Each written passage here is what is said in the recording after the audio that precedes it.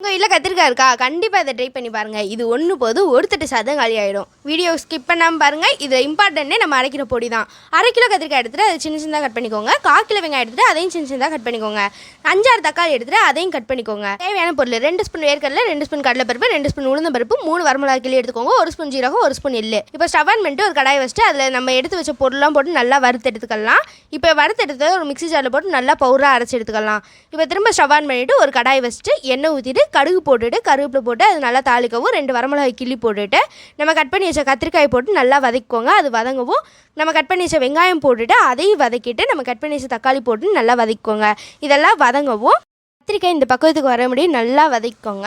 நம்ம அரைச்சோம் பார்த்தீங்களா மிக்ஸி ஜாரில், அந்த பவுடர் எடுத்து இதில் போட்டுட்டு நல்லா எல்லாம் ஒன்று சேர்ந்து வர முடியும் நல்லா வதக்கிக்கோங்க. ஒன்று சேர்ந்து வரவும் 1/4 ஸ்பூன் மஞ்சள் தூள், 1.5 ஸ்பூன் மிளகாத்தூள், தேவையான அளவு உப்பு போட்டு நெல்லிக்காய் சைஸ் புளி எடுத்துகிட்டு எனக்கு அரைச்சி ஊற்றிக்கோங்க.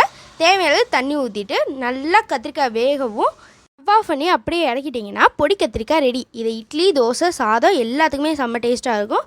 ஒரு தட்டு சாதம் சாப்பிட்ற இடத்துல நீங்கள் 2 தட்டு சாதம் சாப்பிடுவீங்க.